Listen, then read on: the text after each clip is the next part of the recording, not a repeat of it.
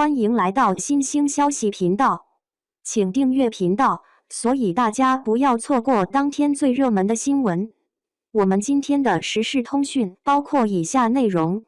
拥有影响力的电视剧《花千骨》是一部值得一看的古装玄幻仙侠剧。身为演员来说，如果能够演一部收视率火爆又好看的电视剧，自然可以让自己获得一定的知名度提起。赵丽颖相信大家也是非常熟悉的。其实作为一个没有什么背景、学历又不高的演员来说，她之所以能够成为收视女王，与《花千骨》这部电视剧有着分不开的关系，因为她是凭借这一部电视剧的播出才火了起来的。可以说当时这部电视剧很多人都喜欢看，都是一部特别高质量的古装玄幻仙侠剧。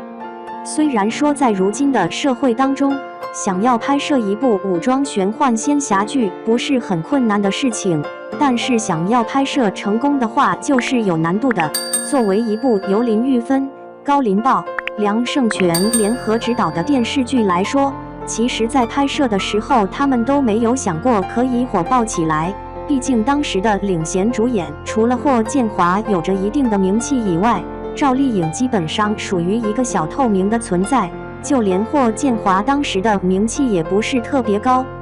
虽然一开始没有被看好，但是在《花千骨》一经播出以后，大家就被赵丽颖的呆萌可爱以及一举一动和好看的剧情所吸引。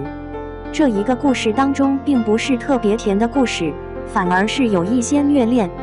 因为里边的小骨他喜欢上了自己的师傅，他的师傅作为长留门派最年轻的掌门来说，也是不可能与自己的徒弟走在一起的。再加上小骨他本身就不是普通的人，造成了两个人最终的误会。花千骨在黑化的时候也是非常有看点的，不仅整个妆容化的妖里妖气的，整个人的眼神都变得异常的清静。其实在这部电视剧一开始的时候并没有充满着尔虞我诈，其中花千骨他注定就是一个不凡之人，因为他是世间最后一个神，更是大家都害怕的天煞孤星。所以他在出生以后能够招来妖魔鬼怪，也克死了自己的母亲。再加上他降生的时候，全村花朵都在一晚上的时候枯萎，所以大家在那个时候就已经知道了他是一个不祥之人。也因为这些特殊的表现，蜀山派的虚清道长都觉得特别的惊叹。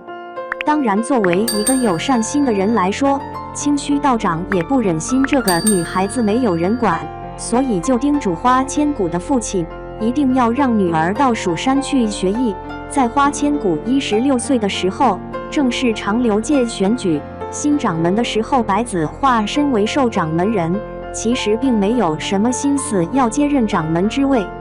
在一天晚上，花千骨的父亲生了重病，在他去找大夫的时候，却发现大夫已经遇害了，大夫的家里还有很多的妖魔鬼怪。就在花千骨要因此丢掉生命的时候，白子画突然出现救了他的。可以说在一开始的时候，白子画与花千骨就拥有很多的缘分。当时的白子画其实已经知道了花千骨就是他的劫，但是看到如此纯真可爱的小姑娘，也是没有办法置之不管的，所以还是帮助了他救自己的父亲。只是他的父亲病得实在是太严重了，根本就没有办法救回性命。最终花千骨在失去了父亲，安葬了父亲以后，也按照父亲曾经说的话到蜀山学艺。当然在整个学艺的过程当中，他也凭借着自己的能力得到了白子画的青睐，也成为了白子画唯一的徒弟。其实在这部剧当中，两个人的爱确实是非常艰辛的，因为白子画作为长留上仙来说，要负责的重任实在是太多了，不能辜负长留，也不能够辜负六界，更不能够辜负众生。但是他却唯独辜负了自己，甚至不惜自己也要匡扶天下。但是在面对小骨的时候，也是呕心沥血的。当然小骨面对自己的师父时，也是非常坚定的，即使遍体鳞伤都不愿意放弃。